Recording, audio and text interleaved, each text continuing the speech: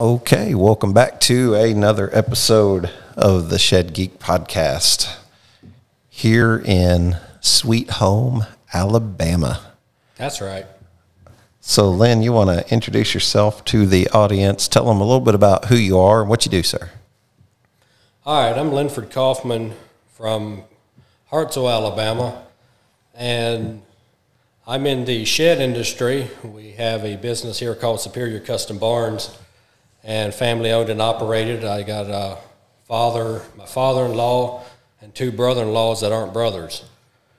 So it kind of works out well. We're a family owned and operated business doing a lot of custom work. Okay.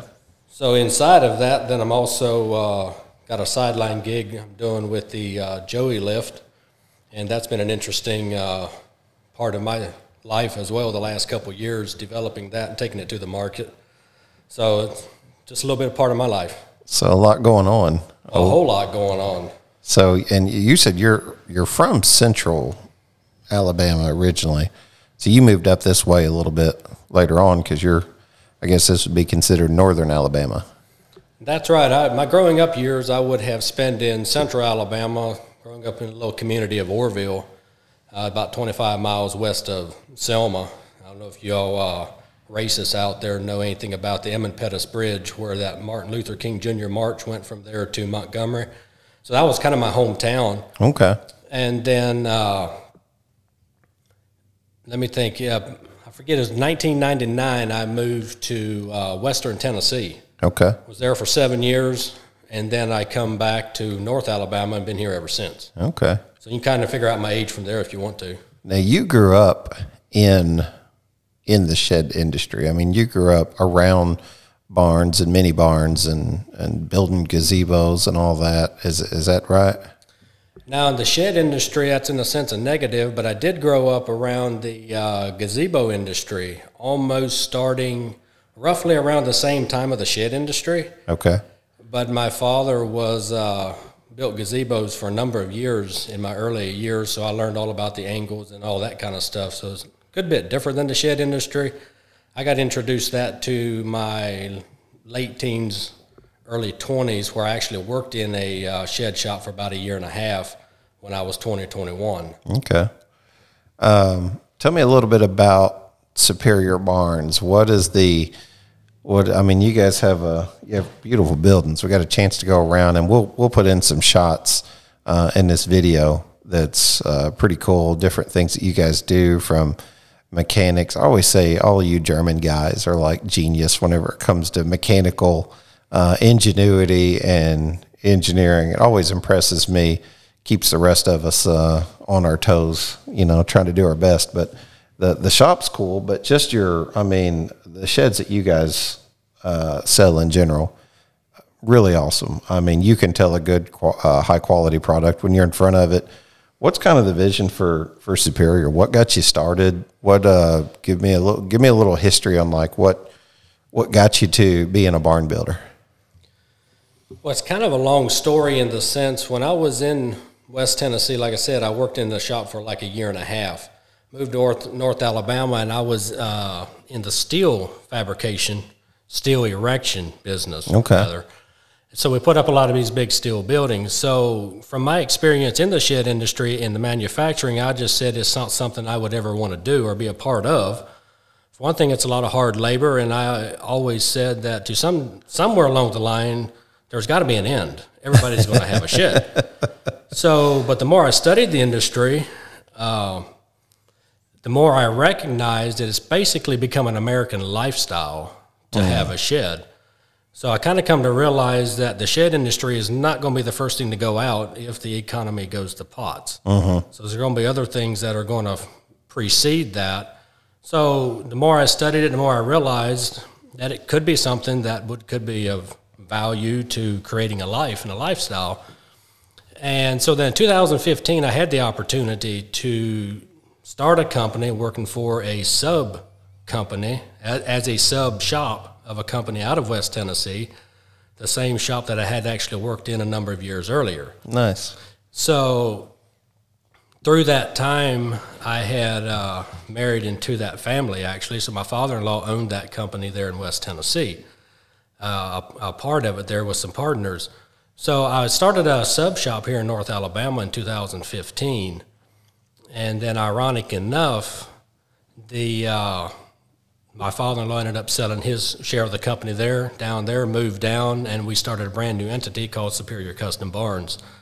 So the whole idea, even between Twin City Barns in West Tennessee, we pretty much carried on the same quality and tradition that they had, starting the new entity here. So there was very little change in the building styles or features. It was a little bit, but as a whole, they had created a niche market in more of an elite building back there, and we kind of carried that on here, that same concept, being I think we were the fourth shop in the area, and since there's another shop come in, if I recall correctly, maybe even during that time, that we're one of like 5 shops in North Alabama within about 20 miles of each other, and the smallest of the 5. But in that, we've got a kind of a niche market with a higher end, higher quality product. I was speaking with one of the other shop owners here not so long ago, and he just mentioned the fact that we all know y'all have got the higher quality product, a higher quality building. So we kind of got a niche market in this area for a building that's kind of known to be of higher quality. There's some different cool things that you kind of do. I learned a little bit today just from walking around with you in the shop, and maybe we'll try to get a shot of it. But what was you calling it on your trusses? Well, I mean, first you have a homemade truss machine that you guys built specifically for your product. I mean, you have like these, you make your own vents. You have, what was it called? Did you say a bird eye? A bird eye that you put on the rafter, on the truss, that kind of pulls in on the top plate. And I've not seen this before. I'm sure there's people that's been building for a long time that maybe have seen this, but this was sort of a new concept for me. Explain what that is just a little bit. So basically, in like the housing industry, a bird eye and a rafter is not an uncommon thing. So what we did is took the same principle into the shed industry, and that is unique to Superior Barns here. Even the shop prior to where we were does not even have that. But a part of what I was trying to do is cut down on saw time. So before, what we were doing is cutting a top plate, putting an angle on it, running it through the table saw, and it was burning up good table saws because of how hard those things cut to put like a 3-inch cut in the top end of a 2x4. So I come up with this idea of putting the 2x4s on square and flat, and then we take a notch out of the rafter at a precise spot to where it kind of hooks into the top plate. So there's some engineering behind that, in the fact that in a storm or something like that, if that roof like picks up, it kind of pulls that rafter in, and it kind of hooks into that top plate. So there's some strength factors there in that. It's pretty cool. So, I mean, I worked for a small time building homes. I mean, less than a year, but never saw that, and hadn't seen it on barns, or maybe I just hadn't paid attention in the shed shops I've been in, at least. But it's very cool. I mean, you've got like neat, like pneumatic stops on your jigs, on everything that you've got set up. I mean, you take a real engineer's approach kind of at building your barns. At least that's from the outside perspective looking in. That's what I would say. Yeah, it is unique. When I worked for like a year and a half, I learned a lot through that time. So when I set this shop, I had done it through the eyes of somebody that's kind of been there before. So I tried to I was thinking, what can I do to better set up this shop for more efficiency, more fluid, be from the product to the finished product. So I come up with some ways to kind of pull those things together, just like you said, the pneumatic stop on the saw. I got tired of pulling the tape all the time. So I designed this block that's got a pneumatic cylinder on it, push a button, it's got an indicator on it, and then a tape on top of the rail. So I move it down there, release the stop, and I can set my boards on it. So I can run 4 2x4s down there and cut them off without having to pull the tape and stuff like that. Another neat thing about the tape on top of the rail in the back, I've got marks and stuff on it. So if I'm marking walls every 16 inches, I can just move my square down and use those marks instead of having, again, pull the tape and make all my marks. So it works out great. And then the way that you're stacking your studs, And I really wish people could see, you know, the 10s, the 12s, the 14s, the 16s, the way that you created that pivot wheel for your builder. I mean, all of this was, I mean, what in mind, even your you know, in the little invention that you did for the vents, you know, the machine that you made for that. I mean, all of that is in the name of what your builder, you know, trying to create something more efficient for your builder, safer for your builder. That's right. And something unique to the industry, and that vent saw you just mentioned is something that we created or had made and fabricated. My brother actually did that and built those. That's got a 10-blade gang saw in it that has got pneumatic hold downs and stuff like that on it. So you pull the lever down, and it puts a slots into our eave vent. I mean, into our eave. Got like a 5.5-inch eave on most of our sheds. So in that eave, there's these 12, I think it's 10 grooves in there that are up to code as far as bugs and stuff like that. They're really narrow. It's a narrow kerf blade, but puts that in there to where it allows that eave to vent. And then our roof vent, the peak is also vented. So it kind of gives a drawing effect. The air can come in the eave, flow up the roof and out the roof vent, and it keeps those buildings cooler on the average up to 10 degrees during the middle of the summer. Then also something unique to us a little bit, a lot of people use OSB. We have ended up using 2x4s on top of our rafters instead of OSB. On top of that being a single bubble insulation give that reflectivity. And also people like to see it's an insulation. It got insulation value in that. And we're screwing directly into 2x4s instead of OSB as well. Just something unique to this area and industry that we've noticed people do seem to like.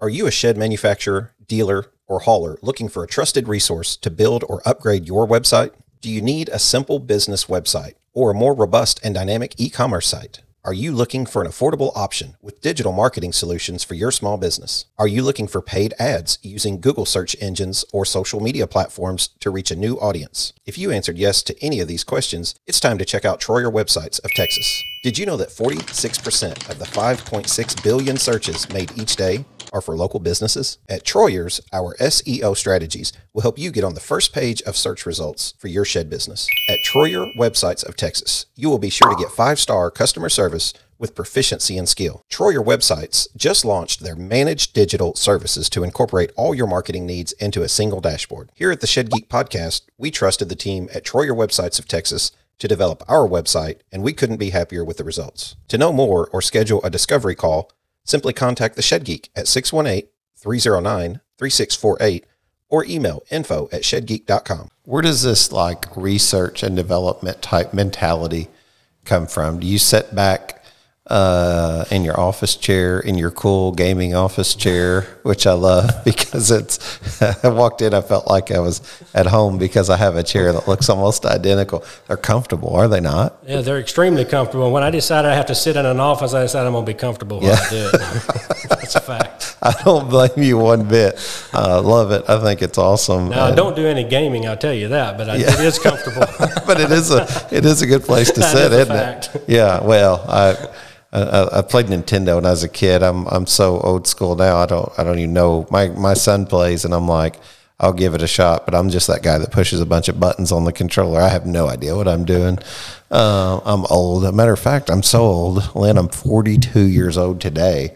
As we're doing this. Yeah, ain't that wild down here on your birthday? Hey, I'll tell you what, work never stops. You know what I mean? You gotta. True story, but you still got to take off a day every now and then. Once a year ain't too bad. We had a lot of fun. We over the weekend, me and my family went up to St. Louis and went to Merrimack Caverns and Grant's Farm and just had a lot of time together. My daughter's birthday's 2 days before mine, so we just kind of celebrated together. So I don't know how we got on that rabbit hole, but anyway. I'm an old man. Where did I leave off? See, if it's dangerous, Lynn. If you give me a chance to go down a rabbit trail, I know what I was going to ask you.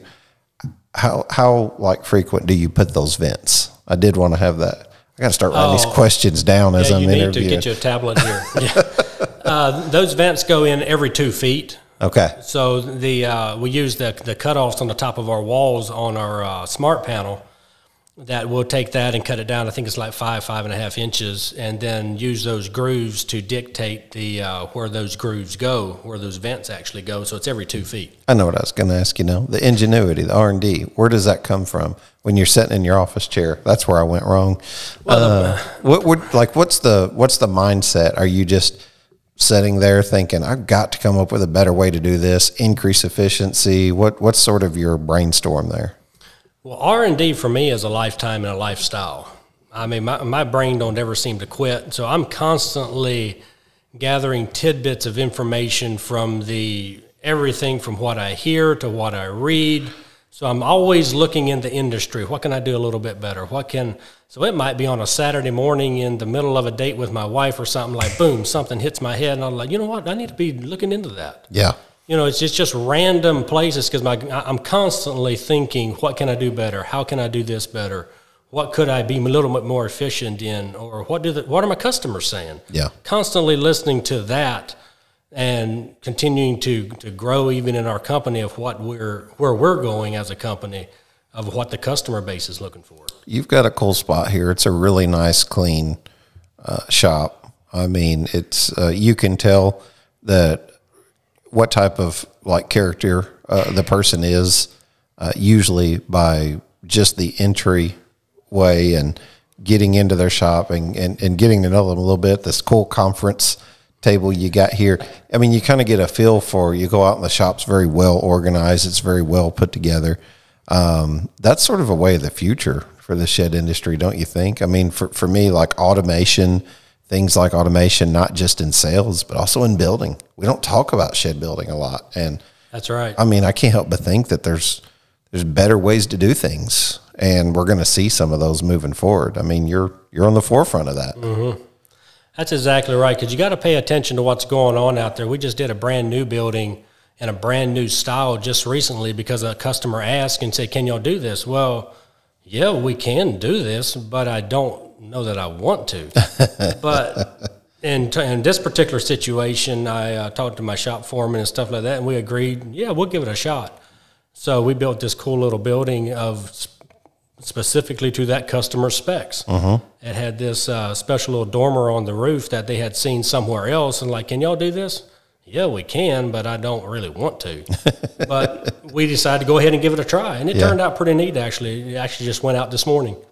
Where's sort of it going now that we're in this post-COVID craziness of everything that we saw with supply chain issues, just an unprecedented sales blast, that come out of nowhere.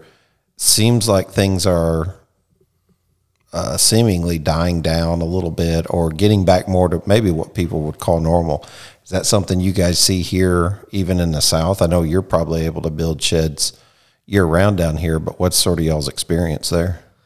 Well, it is our experience. We have been blessed, and there's no question to that, in the last 3 years, including this year, but it is certainly what I am seeing industry-wide and even in our sales. It is slowing down, and I'm warning some of my dealers that just be aware there may be a shed winter coming. How long, how hard is still to be seen, in my opinion. But I do foresee what I'm calling a shed winter. Things are going to die down just a little bit. How hard the winter, I don't know. But I do believe there's still going to be a market out there as long as America maintains some level of what it still has. And because my observation been before, something's going to go a lot to pots a lot more before the shed industry is going to go out, because a shed in the backyard has become an American lifestyle. At least that's been my observation. Because another thing, I've got a dealer that has a mini storage facility. It's huge. And he just made the observation already that in a down economy, his mini storage business goes up. And I'm like, you know what? That is unique observation in the fact I'm thinking of our shed industry. It's been interesting. Yes, it has gone down in a sense, but it did not die.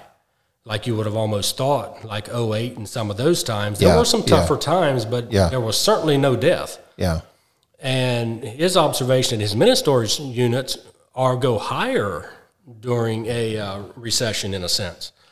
because it seems like people have to move, they're foreclosed, they got to go with their stuff. Yeah. And there comes back to that American lifestyle. People have stuff and they need to store it. Yep. And we're right in that business. That sounds like it's right up our alley, doesn't exactly it? Exactly right. How do you market? Do you market towards sort of competing with self-storage, or do you market towards just having something in your backyard that's close to home? You know what I mean? It seems like, I guess if you would look at our competitor as a whole, in some ways, self-storage would be that. In a way, that's right.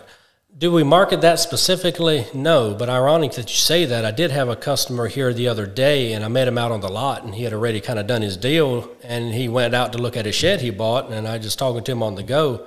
And as he was leaving, he said, yeah, this is going to be a lot of fun because I'm tired of making these monthly payments. Yeah. So the point was, it appeared like he had a storage unit, and he was tired of it, so he buys a unit that he can put in his backyard and don't have to go after his stuff, and he pays for it, and it's done. It's over. Especially in areas where there's not, high demand for different, municipalities will kind of like watch that closely with HOA and things like that. I would think Alabama's fairly laxed in most places outside of Huntsville or Birmingham or down on the coast, right? I mean, come on now, are you judging Alabama? Oh, in a good way. Remember, Alabama the beautiful. I got family here. Trust me, I love Alabama, down in the Bay Minette area. So, yeah. No, on the HOAs, we do have some of that trouble. Huntsville's growing exponentially, Madison and all those, so we do deal with some of that. So we have to use shingles at times, and there are specifics to those that we have to deal with at times, and we just do what we got to do to match AOA codes, HOA codes, and all that kind of good stuff. Yeah, we're down. What does the song say? We're down in Alabama where they love Nick Saban, right? Now, we're not in Tuscaloosa around here, but yeah, there's a lot of red around here, I'll tell you that. I'm sure. I noticed you guys whenever I showed up, I noticed your nameplates. That was one of the things. I'll give a quick shout out to one of my sponsors, just because I guess I can. Seeing the big S, the Superior Custom Barns and then the SCB on there. When I went to the shed show, I think it was in Hopkinsville, my first one, I think it was in Hopkinsville. I picked up one of the SCB nameplates. Mm-hmm. It was one of the first nameplates I picked up and took back as an example to use. And Identigro was the company that had made those. I still have that to this day. That's how much of a shed geek I am, is I collect those little weird things. You noticed I already hijacked one of your brochures. I can't help it. I'll look through it and just gain ideas from all of that stuff. And that's been a part of our marketing from the very beginning. Using Identigro, we did buy those, and we continue to buy them and put one on pretty much every gable. Occasionally there's a window or something in the way, but just like on our timber frame porches, there gets one put out on the very end of that in the upright there on the porch. It just gives it a unique look. Now, we do have individuals that after they get the shed, I've noticed in their backyard or something, the S is gone. But then there are also many of those that I go by down the road or something like that, and that S is still there. And it's an identity to who we are in a sense. And it's a part of that S stands for Superior. And it also, for me as a business owner, in that's always a sense of accountability to me. Seeing that S, connecting it to that name, there's a sense of accountability that puts in front of me to maintain the best product I can for my customers. Yeah, I can imagine just going down the road, I can see through the window one of the S's on the gable of one of your garden sheds out there now. So I would imagine as an owner, that's kind of cool to go down the road. And maybe you didn't deal with that customer directly, but to see that sitting there in the backyard, it's how we are as guys, like especially if you help build that home, or you help build that shed or something. That's right. I don't know, but I like to point things like that out to my kids, because I'm the average dad who's like, hey, help build that home over there 20 years ago. Lynn, tell me about Lynn the person. You as an individual, I know you're a pastor. I know that's part of what you do. Tell me a little bit about you Linford. I just call you Lynn. Well, I usually say this way. I kind of struggle sometimes to know to introduce myself as Linford or Lynn, because I usually would, after I meet somebody and I introduce me as Linford, well, we end up talking a little bit, and finally I was like, just call me Lynn. I usually say my friends can call me Lynn, but if you're not, you have to call me Linford. Well, I'll tell you what, I feel blessed to call you Lynn. I'm going to say we're friends. Yeah. Even though you did tell me several times, hey, my name's Linford. So so tell me a little bit about you, personal life. What's your story, man? Well, how far back you want to go? Oh, I mean, go where you want to go. I know that through our conversations, your ministry is a very important thing to you. It seems pretty obvious, and we can kind of divulge on that a little bit later with right. Joey Lift. But tell me sort of your overview, if you will. Hey guys, this is the Shed Geek, and I'm here to tell you about the latest in financial innovation to hit the shed industry. It's a program called Backyard Finance. Everywhere I go, shed manufacturers and shed sellers are always asking, how can I get a better payment option for my customer? At Backyard Finance, they're making this a reality. You might be asking, how do I sign up? Simple, just go to Backyard Finance, click on the Get Started Now button, and create an account. After that, you'll have 200 plus banks competing to give your customer the best financial terms possible. With Backyard Finance, you can service your customers two ways: direct to customer lending or direct to merchant lending. With direct to merchant lending, simply fill out an application. It takes about 2 to 4 weeks to process that application, but it'll allow you a variety of financing options to make you a more competitive retailer. With FICO scores as low as 500, 600, or 700 plus, your customers will receive financing options with APRs as low as 2.99% or as high as 29.99%. Credit applications are approved in just 15 to 45 seconds. To know more, contact Backyard Finance at 833-692-2286 or email info@backyardfinance.com today. Backyard Finance, funding backyard dreams. well, that's a long story in a sense. And growing up in Central Alabama, I kind of had the wild side. I always said I was born 200 years too late.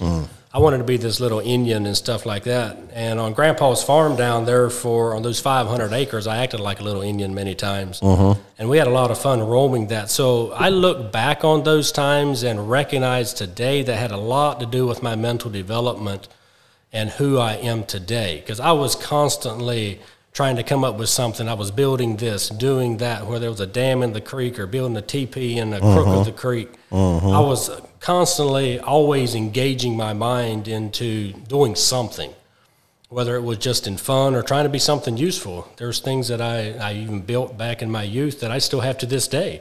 Nice. And that so those things were valuable today, but as it seemed like the years rolled on, got married, have a couple children, have 3 children, 3 girls, and that's always a joy in my life.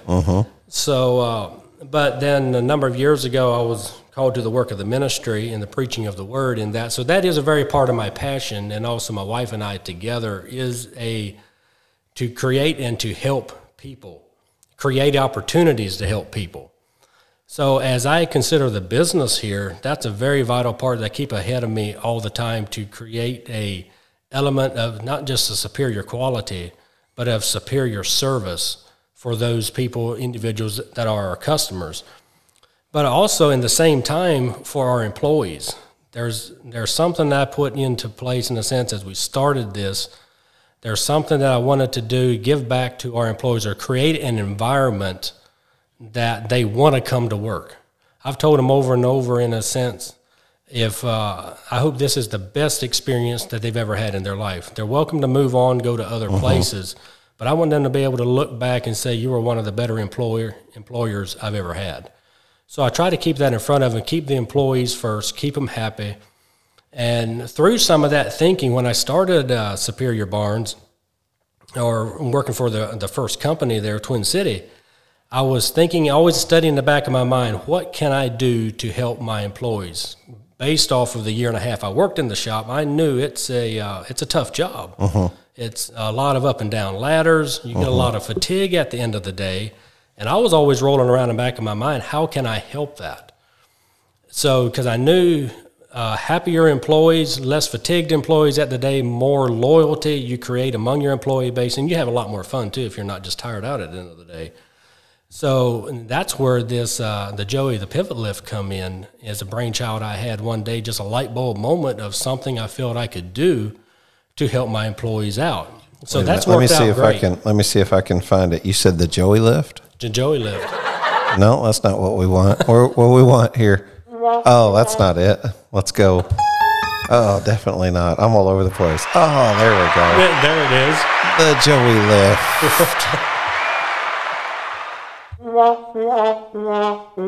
That's all on me right there.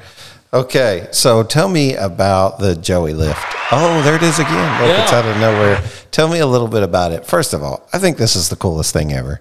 Got to go to your shop in Anna, which, I mean, that's cool, first of all, because my old buddy there right on 146, Leon Martin, that grew up there, you know, and you guys are right off of, my wife's grandma lived on Christian Chapel Road right there underneath the interstate.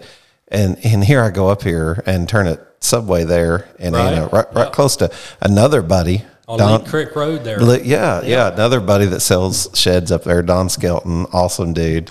Got a chance to go back in there, get in these things and ride them around. And if you didn't do that at the Shed Expo, I promise you, you're going to be, you're going to have a blast whenever you ride these things. So we know the reason why you're trying to sort of replace the idea of just going up and down with this ladder, but tell me more about the product just in general.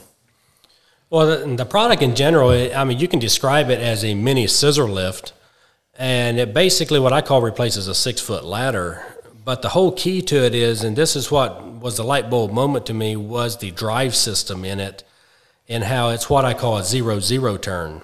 You know, like a lawnmower they call a 0 turn, but it literally turns in more of a radius. It like the center axis is between the back tires. But in this particular unit, due to a lot of shops are tight, including mine sometimes, you know, the aisles get, you know, close. Well, I knew I needed a lift of some kind that can go and maneuver between these narrow aisles, go turn a corner very shortly and go between sheds and go to the other side. Well, so in my mind, I immediately grasped hold of the concept of a wheelchair. And that's where the original idea come from, taking a wheelchair and putting a mini scissor lift on top of it and using those drives. So that's where that now it's more of a 0-0 turn. So the center of the platform is the center axis of the machine. So you can get to a end of a building and you can turn a corner really short. Because you see the conference table here, I could put that machine on top of here and turn it around in the center of it. So because it turns from corner to corner is like 50 inches. So it turns inside of 50 inches. So in that makes it a very unique machine that is nothing like it on the market, especially in the drive system that I have found yet. And I've scoured the internet to try to find something duplicated. And on top of that, in the very, very early stages, I was also doing patent searches, seeing where all that goes. Is there any patent infringements? And to my knowledge, there is nothing out there that is patented and on the market in this. Ironic enough, in those patent searches, I did find that somebody in Canada took out a U.S. patent in 2005 on the very thing I needed patented. Interesting enough, they did not maintain the patent, and I forget exactly the year, but it was after I had started that the patent actually ran out, so it became open domain, so therefore was not a patent infringement. And most of the other components, from what I understand, a lot of those were patented back in the 60s.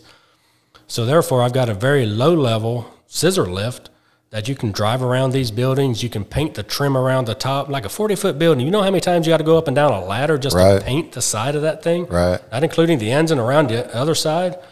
Well, you get a lot of fatigue running up and down those ladders all day. Sure. Been there, done that.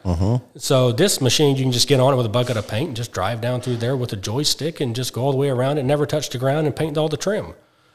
And we'll try to put in like a little video if your guys are still around today. We'll try to get one in action and kind of show a little bit about that, so people can see it. Hello, Shed Builder. This is the Shed Geek, here to tell you about one of the coolest things I've seen, the first of its kind, the Joey Pivot Lift. I have visited hundreds of shed manufacturing shops across the country, and one of the first things shop owners and shed builders mention is the amount of fatigue that is placed on the everyday builder. If you own a shed shop, you know that your builder is an asset to your future. With the Joey Lift, you'll see more production, and your builder will appreciate you investing in their well-being by replacing the thousands of steps they have to take up and down a ladder all day. The Joey Lift is perfect for shed builders, roofers, painters, and laborers working to add that special layer of detail on your shed. It's so easy, even a geek can drive it.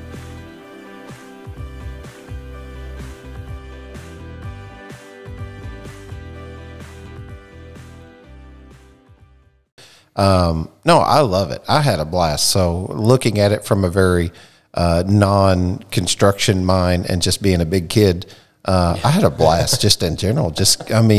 These things. So how high do they rise? Well, we do have two different units now on as far as just a basic standard lift. One of them goes to like 62 inches and the other one goes to 75. The 75 incher is also a little bigger base, just give it a little bit more stability. The 62 inch is what I would consider replacing the 6-foot ladder. Because there's a big myth out there we found out that a lot of people have the 6 foot really stuck in their head. How many of y'all out there know that a 6-foot ladder is not 6 foot tall? And I didn't know it until I started doing some research in this, and I went and measured a ladder. I was like, what? I was like, this thing ain't 6 foot tall. Why in the world do they market a 6-foot ladder? Well, when a ladder is open, you measure from the long leg to the short point, and it's like 6 foot. So when it's out, the top comes down. Yeah. The very top of a 6-foot ladder is like 57 inches. Huh. So, how weird is that? Yeah. So you're not getting full reach for sure. For sure not. No, excuse me, 67 inches because we're at 62. So my platform height on the 60 series is between the very top and the next rung down. Okay. So you're talking about safety and all that. Not only is it a lot safer, but you're not even supposed to step on top of a 6-foot ladder or the next rung down. Yeah. So I can get higher a lot safer with these machines than I can with a ladder. Well, you have the carriage around you as well, that's exactly right. You're not going to have that on a ladder. So, it provides stability. You can get your legs wider so you can stable yourself. I had a blast on them. I thought they were cool. I recognized some of the components just from you taking it from that idea of a wheelchair from my time growing up. I thought that was really, really cool, really smart. It's got a little automatic shutoff. I know, basically pop that and then you can hit power and you're at it again. It will actually raise up and down as you move. Oh, that's right. That was an important feature for me. That way, if you're over there at the paint booth getting your paint or something like that and you're headed to your building to do the painting, you can go up as you drive. That way you're there. When you get there, you're at the position to start painting right away. They have a really good center of gravity. I remember me and you talking about that whenever I was a little worried. If I get this thing in the air, at what point do I tip over? Yeah, the CG on them was, especially in driving, is very unique to it as well, and we can get that from the electric drive motors. So when you're going full speed forward and you just go immediately right or left, it's not going to throw you around because they immediately slow down. They got a ramp speed built into them where they make a slow, nice turn no matter the speed you're going forward or backwards. So that's a lot of good in that. So your center of gravity always stays center. So the unique part of it being small as well, you can the center of gravity of your body mass always stays pretty much in the center machine. So instead of leaning out, you just take the joystick and just move over wherever you need to go. So it's not like on a ladder you would tend to reach a lot further, which ain't safe. So with this, you just kind of drive forward a little bit and do your thing. Now you mentioned you had two different models. But you have a third model too, right? You have something that kind of you took some feedback. You done some more R&D. Imagine that. You took some feedback that you got from builders and said, well, how does this work for folks who are roofing? So tell me a little bit about that model. I seen a lot of that in the after we developed this. There was a real need out there for metal roofing. A lot of people were rigging up a whole bunch of stuff, and I've heard some very interesting riggings on the roofing these sheds out there. And I'll admit, not all of them are safe, but they get used to it and they do it. So we developed one that has metal roofing that you got a rack on the side of it. All the weight of the metal stays on the base. We used to have a 1932 Genie, I think it is, but we used to put all the metal in the basket or hang it off the side of the basket. Well, all that weight was on those pivots on the scissor side of it, and a lot of that wears out. Fact is, my roofer told me the other day is he was using it one time. He went around the corner on 2 wheels, and you don't want to turn one of those machines over. Mm-hmm. And that had to do with all the weight was on one side and everything, and the thing is wore out. Mm-hmm. It's wore out so bad that when he was at the edge of the roof, the base of the machine is in about 3 or 4 inches. He was starting to hit the doors or the trim on the side of the building, trying to maintain his distance from the eave. Mm-hmm. So, that's too much weight. So taking some of those concepts of knowledge in that, we developed one that all the weight stays on the base, and then the scissor beside it is free to go up and down with a man only. So you go up there and you pull the top of the sheet out, swing it up there. I call it fly it up on the roof, and then you screw it down, move down, and do the same thing. And then they're big enough to where you got enough metal that you can, like a 14 by 40, you can stack all your metal on there and go all the way around your building and lay all your metal, and then come back and screw it out. Nice, very nice. What do you think this does for roofers and for painters? What do you think this new invention does to help them? Well, not only does it help them in fatigue and stuff like that at the end of the day, it makes a much safer job for them. Yeah. That's a big deal, I think. The shed industry as a whole has a lot of innovation in places other than the building, the manufacturing of the sheds. Mm-hmm. And this, to me, is a much safer application to that, something in a sense newer for the shed industry that was important to me for the safety of my employees and some of that. I also have a cable over top of our sheds out there that they can harness and all that kind of stuff, another means of endeavoring to keep them safe. Now, do they all like it? No. And I don't blame them many times, but the idea is I don't really want them hitting the ground either prematurely. Yeah. And then some of these scaffolds and stuff I see out there with rollers. I seen a picture in the Shed Builder magazine here, I think it was a couple years ago, that really amused me because it was this platform that had 4 casters in the corner of it, and it was up to the edge of the roof, and the guy was like bending out over the roof. And in my mind's eye, all I could see was that thing just scooting out and his feet falling and him wiping out. Yeah. Well, obviously these guys get used to that. Yeah. But there is an element in the manufacturing that is a danger element in some of that. Now, does that mean that you're not going to get hurt on one of these? You just say it this way, stupid hurts. So you can be stupid in most anything. So I can't fix stupid. When you said stupid hurts, why did I feel that so deeply? Stupid hurts. I like it. We're gonna do like a hashtag. Stupid hurts. Get a bumper sticker or something. Stupid hurts.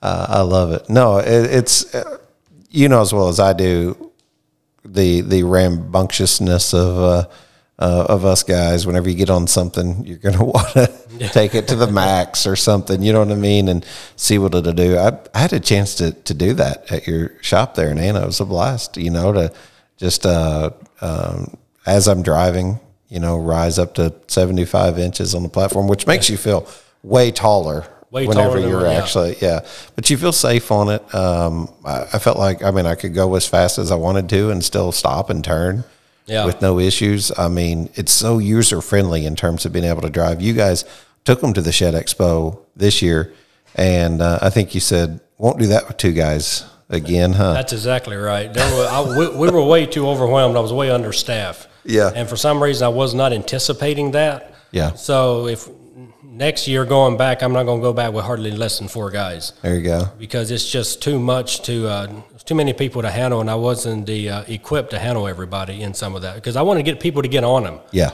And to run them around and get up high. Sure. And just experience it. Yeah. Because it is unique, something to get used to. But if anybody can run one of these radio-controlled cards or something and, run a joystick, can run one of these. It doesn't take a scientist to run one. Super user-friendly. Yes. Like I experienced that. Within 2 or 3 minutes, you got it down. That's you pretty right. well got it figured out. So it's really about what it brings in value for what you're doing outside of it. It gets you there, and it gets you there without, wasting your knees constantly. That's exactly right. What's some of the feedback you've gotten already? You've been doing this for a couple of years now?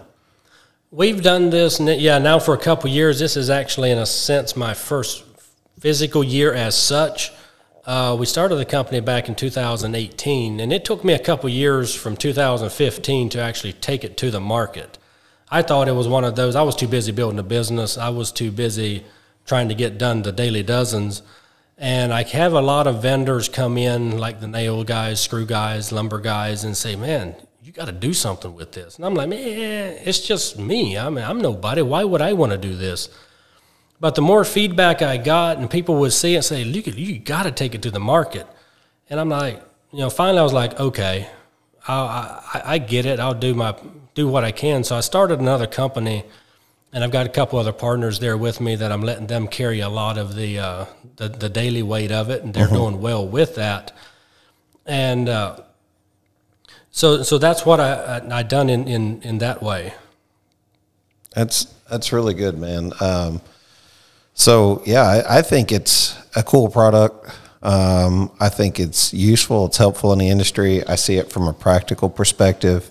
What I love probably the most about it is the ingenuity. You're a pastor, so you'd appreciate this. I've said this a million times. What do we know of God's character? The Word tells us that we're made in His image. And I always say, from a chronological perspective, what do we learn about His image? The first thing we learn about Him is that He's creative. In the beginning, God created. So I love creativity. I love it whenever people say, hey, this hasn't happened yet. Let's start this. Let's do this. A lot of people in the shed industry, God love them, are, not risk takers.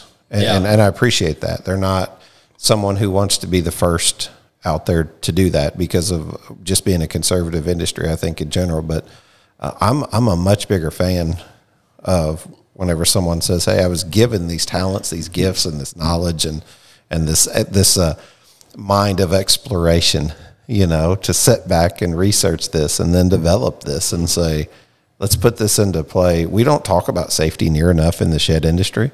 I would agree with that.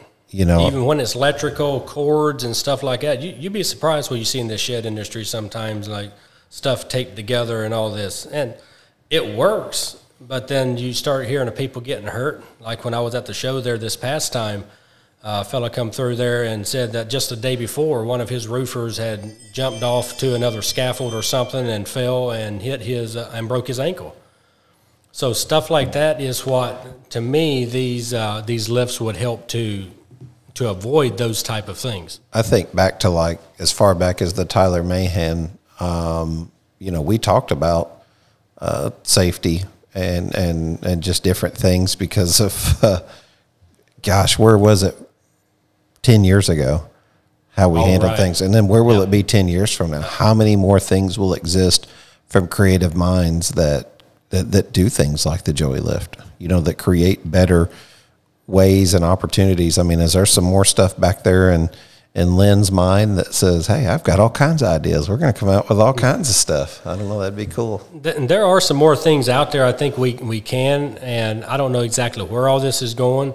We deliberately named our company Easy Turn Systems because I believe there's more innovations that can come out of the design of the drive system. So while the Joey is more of a brand, Easy Turn Systems builds the Joey. So therefore, Easy Turn Systems can branch off into other areas of innovation. So as being a part of the shed industry, I'm constantly looking for things we can grow and improve. So if there's anybody out there that would ever have something or come up with an idea like, this would work great, I need something, but I have no idea how to do it, I'd love to hear it because, in a sense, my brain works in some weird ways sometimes. I remember sitting in church one Sunday morning and listening to the Word of God being preached, and all of a sudden, like a light bulb, like something hit me, like I need to do it this way. And I'm like, where did that come from? I'm here in church, like this ain't supposed to happen here, right? But it's how your brain's active and works. You know, things come into it at odd times. Sure. And sure enough, I took that idea, and actually, that's where my trust press come in. Okay. That whole idea behind that, you've seen that out there. That's and that's where that idea come from, and it's worked. So I just give God the glory for the way my brain and that thing operates, and because my brother also has the same concepts and we think a lot alike. So he's actually better at engineering, or he's better at fabricating than I am. So a lot of this stuff you see out there is the one he's actually fabricated it. I don't take any glory for the fabrication side of it in that sense, or the glory for the other, but see, it's all a part of what God can do for us. My brother's better than me at nothing, so I mean, I'm just kidding. No, it's pretty good. No, I love it. Well, let's give a shout out to your buddy. Why Joey? Why brand it Joey and go from the colors and things that you did to now? It's a mutual acquaintance of ours, and he certainly deserves the credit on this because he's got a real keen eye for this kind of thing. You're exactly right. James Mosman of James Arthur Design Company come up with that. I hired them to come in there and take a look at what we're doing because I knew without a patent and the things of that nature, I'm going to be careful with my marketing. I'm going to have to hit it in a way that can stick with people's minds. So let's say in 5 years, Genie sees it somewhere and their innovation team comes on and says, look, we got to do something about this. So they're going to come in and call it a Genie number whatever. Well, I want to be out there far enough and branded hard enough that no matter if the blue machine is out there, the foreman's going to tell his employee, hey, go get the Joey. It might be blue and it might be a Genie, but the Joey is the branding. So when they come up with a list, and they send it to me, and I look down over it, and I come across Joey, and I was like, yeah, but I was skeptical at first. But the more I pondered over and studied it, I was like, it makes sense. Yeah. It's small. Joey is in his mother's pouch. It's safe. Yep. It's not the mother. If you want the mother of them, go to Genie or JLG. They're all the big ones out there. So this is a little baby guy that's a safe way to grow maybe to your big guys if you need to. Man, it's awesome. I thought he did just a really great job on the colors. Yeah, the color is great. Kind of that Australian color a little bit goes right along with the Joey. Yeah. It all fits, and you'd be surprised how many people come up and take pictures with my mascot there at the shed show. I got that little 3-foot. Oh yeah, yeah. We were gonna have. He's in Anna. I should have went up and picked him up just to bring him down here for this interview. We could have put him on a mic. You know. Yeah. Well, James did a great job. Yeah, certainly. Just a quick shout out to him for all he does. I know he's very acclimated with the industry, and man, just really got an eye for that kind of stuff. So I guess the only thing left to share is, I mean, the partnership that we're hoping to create out of this. I mean, the podcast has been such a cool thing, a cool space for me, and a way for me to make a living. And man, I always tell people I support. I appreciate so much the support.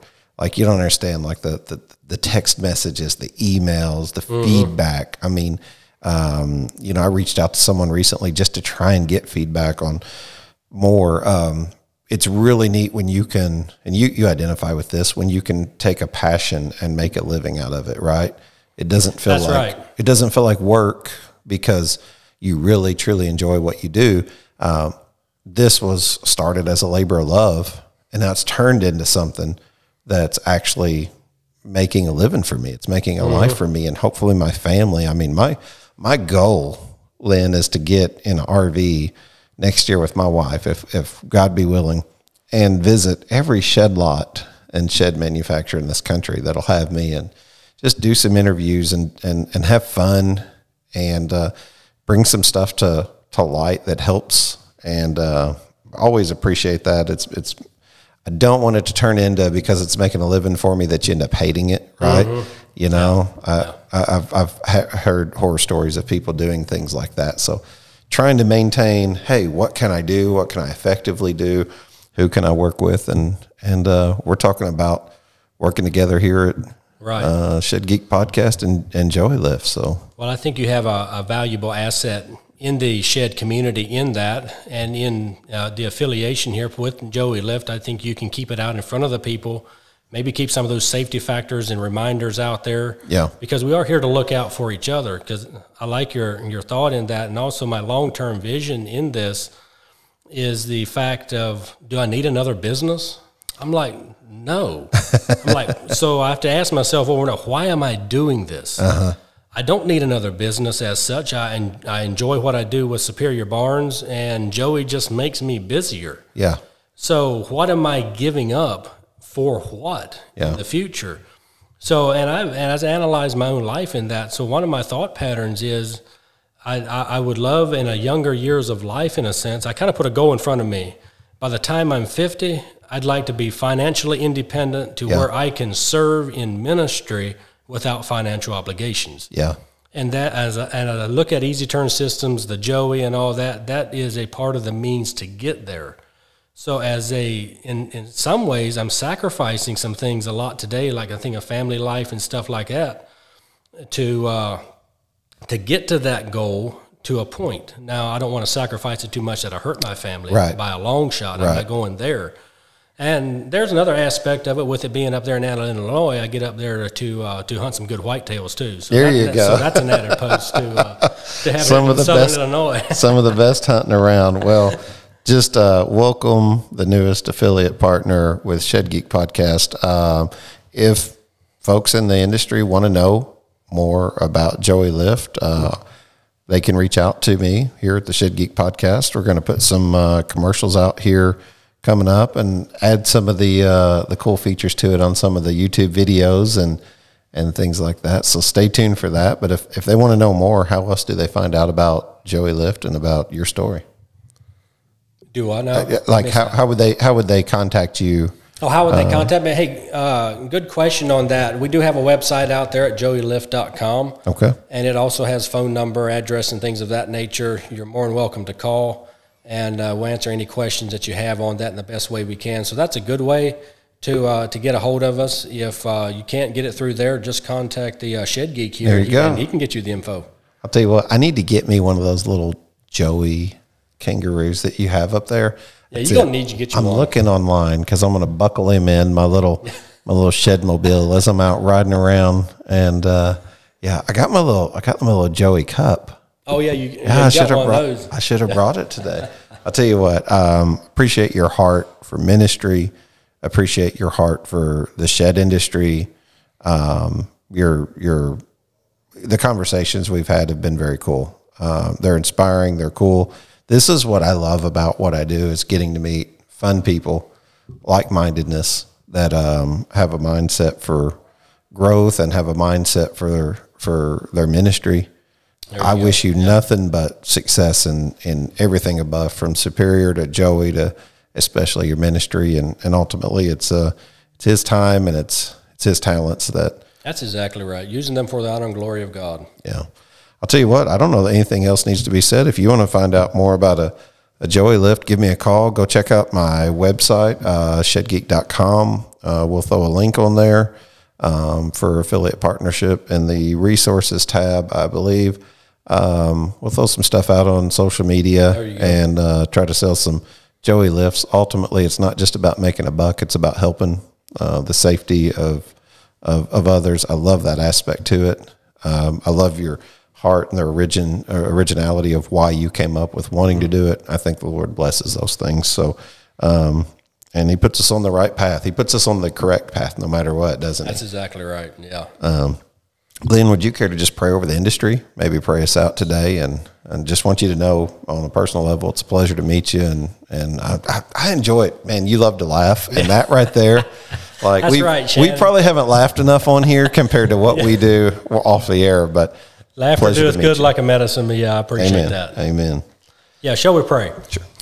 God Almighty, we do thank you for the abilities that you have given us. Thank you for life, health, sound minds, and bodies, and may we use these for the furtherance of your kingdom in anything that we do or say, especially as we reach out to the world around us and the customers that we come in contact with from a day-to-day basis, May the world see Jesus living within us. May you use our businesses in a way that can bring honor and glory to your holy name. Lord, I just pray a blessing upon the businesses in general out there, the world over, that these businesses could be a means of providing for those that own them, but also for their employees and for the many they come in contact with, and that they can also give to the needy and less fortunate. Continue to be with us and bless us according to your will. In Jesus' name we pray. Amen. Amen. Man, I'll tell you what, your ministry is definitely your first ministry. You got it. Joey Lift and Superior, those to me are secondary ministries to you. Your first ministry is your ability to communicate and speak. I recognize it as we talk, and I recognize it in your prayer and how you attempt to communicate. That's awesome. Well, praise the Lord.